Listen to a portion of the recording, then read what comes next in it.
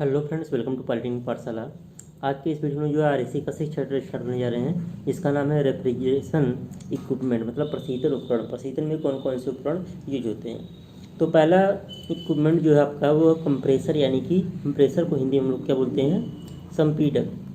तो संपीडक होता क्या है? संपीडक एक ऐसी डिवाइस है जो लो प्रेशर पर या एटमॉस्फेरिक प्रेशर पर क्या करता है, एयर को या वेपर हो गया उसको क्या करता है, मतलब अपने अंदर इन कराता है और उसको हाई प्रेशर पर क्या करता है, आउट कराता है। कहने का मतलब ये है कि ये जो कंप्रेसर होता है ये किसी गैस या वेपर के प्रेशर को बढ़ाने के लिए यूज होता है।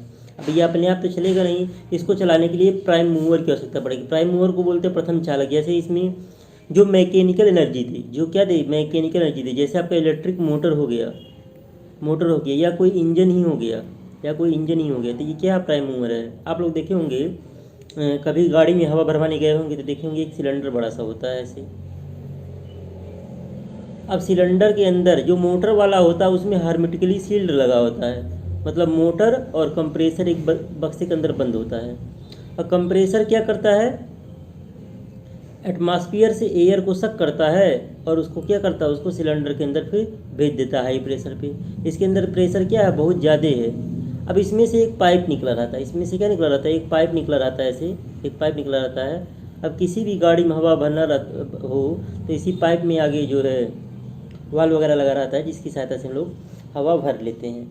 अब यही जहाँ पे बिजली नहीं रहती वहाँ पे इसी के ऊपर या एक अलग से डीजल इंजन यूज करते हैं और उससे बेल्ट और पुली की सहायता से पावर का ट्रांसमिशन कंप्रेसर में करते हैं।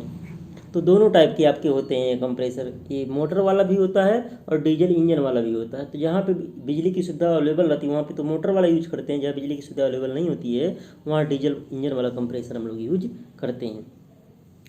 तो इसमें हो क्या रहा है, इसमें जो है कंप्रेसर में हो क्या रहा है, रेफ्रिजरेंट वेपर इन कर रहा है एट लो प्रेशर पे, मतलब निम्न दाब पे रेफ्रिजरेंट वेपर आपका इन कर रहा है और हाई प्रेशर पे रेफ्रिजरेंट वेपर क्या हो रहा है, बाहर निकल रहा है। और ये चल कैसे रहा है, इसको मैकेनिकल एनर्जी मिल रही है, कहाँ से, प्राइम मूवर से।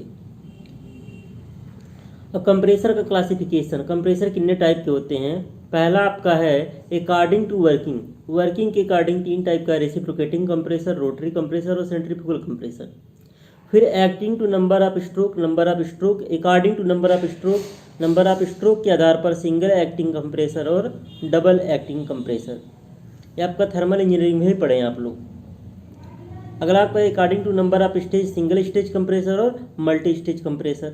According to method of drive employed, मतलब चालन विधि के आधार पर, बाई डायरेक्ट ड्राइव और by belt drive. Direct drive वाला होता है वो मोटर वाले में होता है, किस में होता है, जनरली हार्मेटिकली सील्ड। मोटर वाले में भी बेल्ट ड्राइव होता है, बेल्ट ड्राइव मोटर और डीजल दोनों वाले में होता है, मोटर प्लस डीजल इंजन दोनों वाले में होता है, मोटर प्लस डीजल इंजन दोनों वाले में होता है। लेकिन डायरेक्ट ड्राइव जनरली आपका हार्मेटिकली सील्ड कंप्रेसर वाले में होता है, किसमें होता है, हार्मेटिकली सील्ड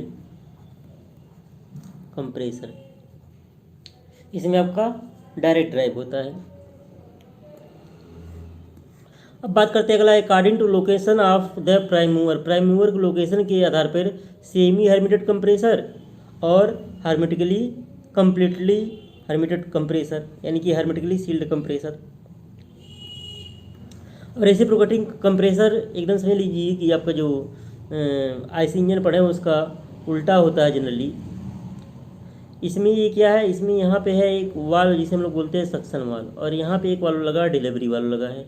ये आपका क्या है, ये आपका है पिस्टन, ये आपका है कनेक्टिंग रॉड, ये आपका क्या है, क्रैंक है, और ये क्या है, क्रैंक शाफ्ट है। यहाँ पे जैसे आईसी इंजन में क्या होता है, क्रैंक शाफ्ट पर पावर मिलता है, लेकिन यहाँ पे हम लोग क्रैंक शाफ्ट पर पावर देते हैं किसकी सहायता से, प्राइम मूवर की सहायता से क्रैंक शाफ्ट पर पावर देंगे तो आपका ये क्रैंक घूमेगा, क्रैंक घूमने से कनेक्टिंग रॉड घूमेगा, जिससे आपका पिस्टन आगे पीछे होगा। और सपोज कीजिए सबसे पहले पिस्टन अगर आपका यहाँ पे था सबसे पहले, और जब पिस्टन इधर से इधर की और मूव करेगा तो सिलेंडर के अंदर आंशिक निर्वात पैदा होगा, जिसके कारण ये सक्शन वाल्व क्या होगा, खुल जाएगा। अब सक्शन वाल्व जब खुलेगा तो क्या होगा, इस सिलेंडर के अंदर जो है एयर भर जाएगा, जब एयर भर जाएगा सिलेंडर के अंदर, जब फिर पिस्टन मतलब जो आईडीसी से ओडीसी की ओर जाएगा तो सक्शन होगा, जब फिर ओडीसी से आईडीसी की ओर जाएगा, ओडीसी से किधर जाएगा, आईडीसी की ओर जाएगा, तो क्या होगा, कुछ दूरी तक आपका कंप्रेशन होगा। जब एक प्रेशर एक निश्चित सीमा से ज़्यादा हो जाएगा तो तो क्या होगा, ये वाल्व उल्टा लग गया है, ऐसे लगेगा ये वाल्व, कैसे लगेगा, ऐसे वाल्व लगेगा। तो ये क्या होगा, ये वाल्व आपका खुल जाएगा और इस वाल्व के खुलने से आपका क्या होगा, इस वाल्व के खुलने से आपका क्या होगा, जो कंप्रेस्ड एयर रहेगी वो कहाँ निकल जाएगी, सिलेंडर से बाहर चली जाएगी। तो इस प्रकार से कुछ आपका कंप्रेसर काम करता है। Reciprocating compressor. Hermetically sealed compressor क्या होता है, जिसमें आपकी मोटर और इसमें है क्या, मोटर और कंप्रेसर जो है एक ही बॉडी के अंदर सील हैं। तो ये पूरा सील होता है, बाहर से हमको नहीं पता चलता है कि इसमें दो चीज़ें डिवाइस है, मोटर कंप्रेसर दोनों। तो ये आपका होता है हार्मेटिकली सील्ड कंप्रेसर, जिसमें दोनों क्या होते हैं, एक बॉक्स के अंदर कह सकते हैं बंद होते हैं। अगला है रोटरी कंप्रेसर। क्या है, रोटरी कंप्रेसर। रोटरी कंप्रेसर में क्या है आपका कि यहाँ पे देखिए क्रैंक शाफ्ट लगा हुआ है, क्रैंक शाफ्ट लगा हुआ है। अब यहाँ पे एक रोलर है, रोलर क्या है, इसेंट्रिक है एक तरीके से। रोलर क्या है, इस पर इसेंट्रिक मतलब एकदम बीचों बीच में उसके क्रैंक शाफ्ट नहीं है।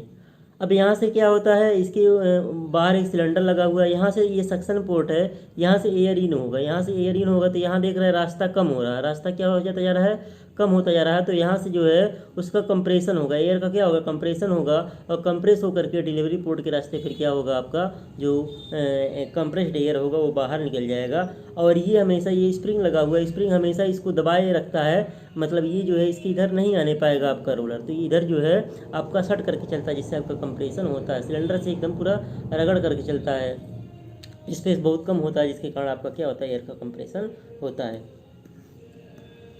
अगला डिवाइस है कंडेंसर। कंडेंसर क्या है कि यह रेफ्रिजरेशन सिस्टम की हाई प्रेशर वाली साइड में लगा होता है।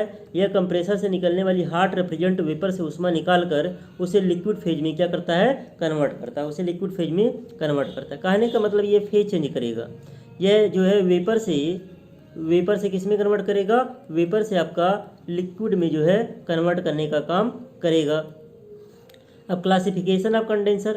कंडेंसर कितने टाइप के होते हैं, पहला आपका है एयर कूल्ड कंडेंसर है, वायु शीतित संघनित्र है। दूसरा आपका वाटर कूल्ड कंडेंसर है, जल शीतित संघनित्र है। तीसरा आप इवापोरेटिव कंडेंसर है, वो आपका जो है वाष्पक जो है संघ।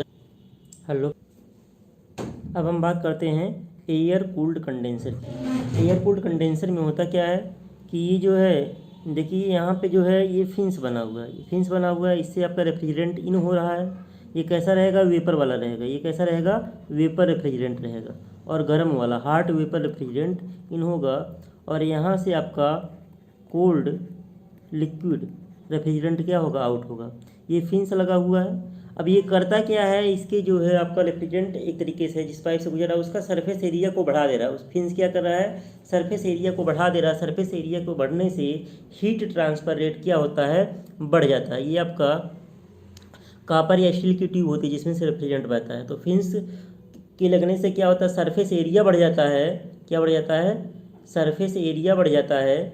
और सरफेस एरिया के बढ़ने से होता क्या है, आपका हीट ट्रांसफ़र रेट क्या होता है, बढ़ जाता है, जिससे आपका क्या होगा, ठंडा हो जाएगा। यूज कहाँ होता है, यूज इन डोमेस्टिक रेफ्रिजरेटर, मतलब घरेलू प्रशीतक में यूज होता है।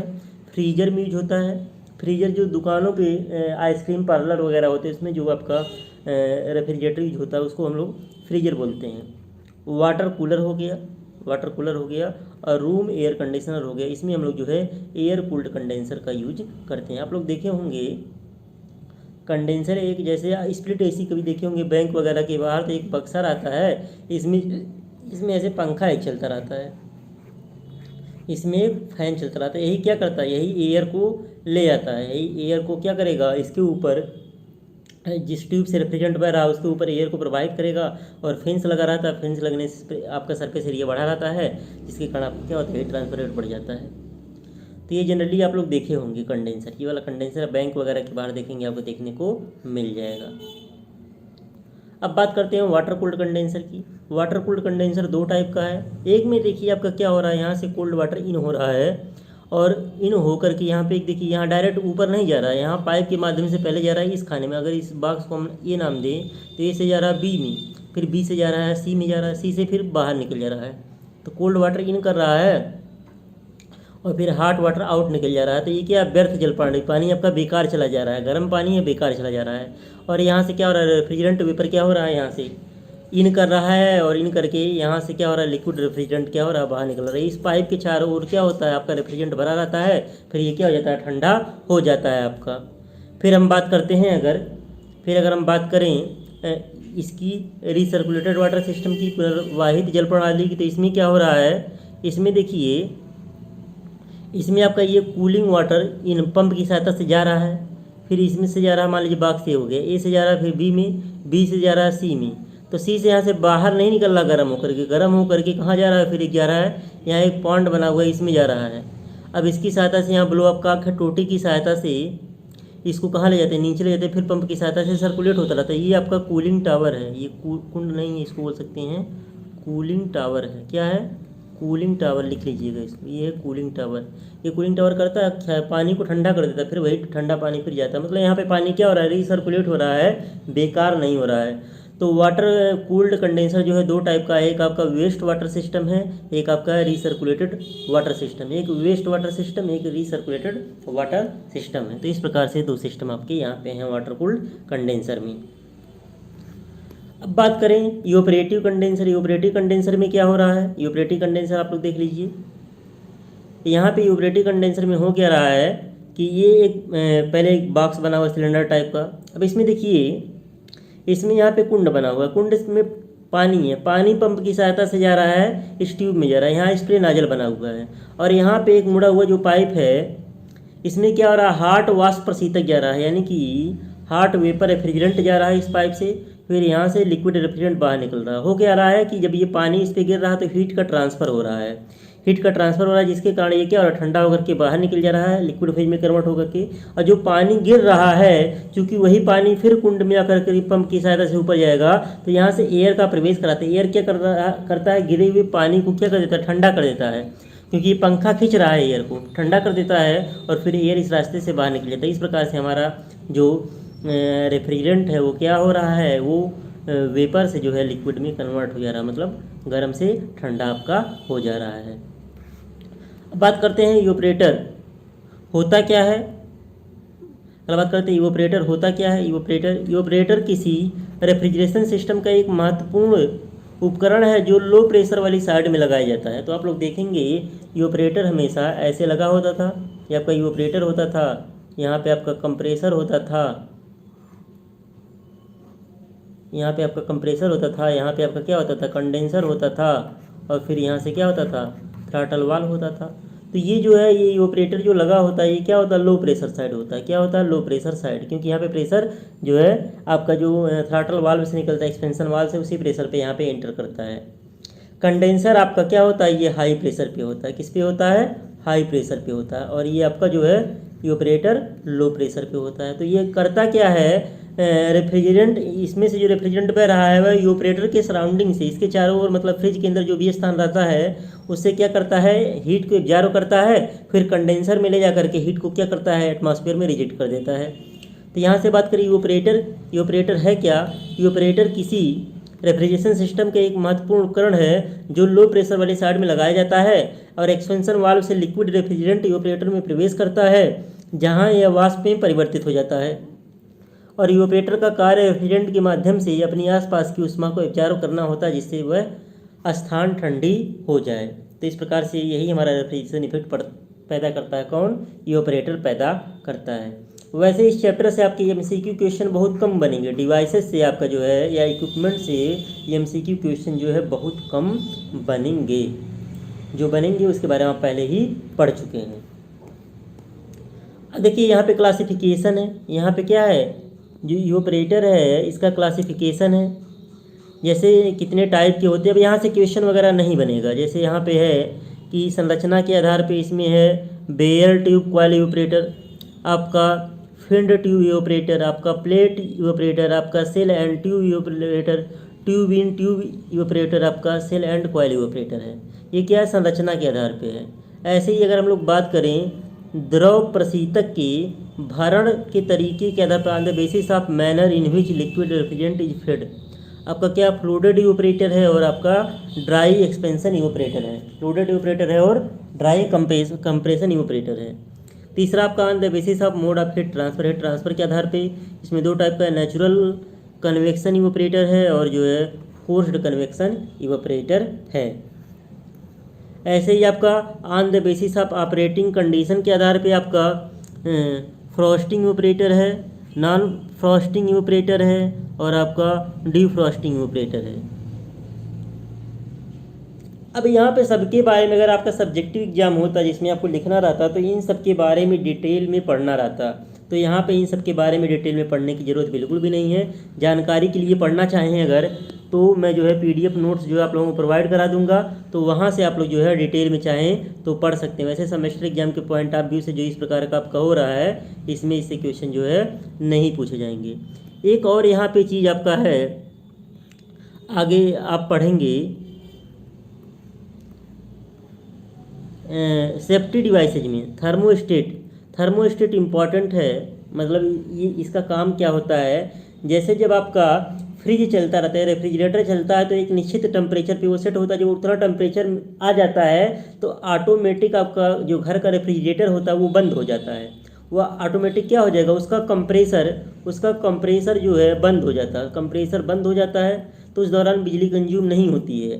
कंप्रेसर बंद हो जाएगा, फिर बिजली कंज्यूम उस दौरान नहीं होगी। फिर जब टेम्परेचर बढ़ेगा तो ऑटोमेटिक स्टार्ट हो जाएगा। तो हम लोग डोमेस्टिक फ्रिज को जो है मतलब 24 घंटे ऑन रखते हैं, लेकिन वो हमेशा 24 घंटे चलता नहीं रहता। उसमें एक सेंसर लगा होता है थर्मोस्टेट की सहायता से, एक निश्चित टेम्परेचर पे आ जाता है तो ऑटोमेटिक बंद हो जाता है। फिर टेम्परेचर जब उससे बढ़ेगा तो ऑटोमेटिक क्या हो जाएगा, वो स्टार्ट हो जाएगा। तो देखिए यहाँ पे लिखा हुआ है कि एक रेफ्रिजरेटर थर्मोस्टेट मूलतः एक प्रशीतित शीतलन निकाय का मस्तिष्क होता है, ये दिमाग होता है एक तरीके से। जब प्रशीतक के भीतर वांछित तापमान स्थापित हो जाता है तब थर्मोस्टेट संपीडक कंप्रेसर में विद्युत प्रवाह फ्लो ऑफ इलेक्ट्रिसिटी को रोक देता है।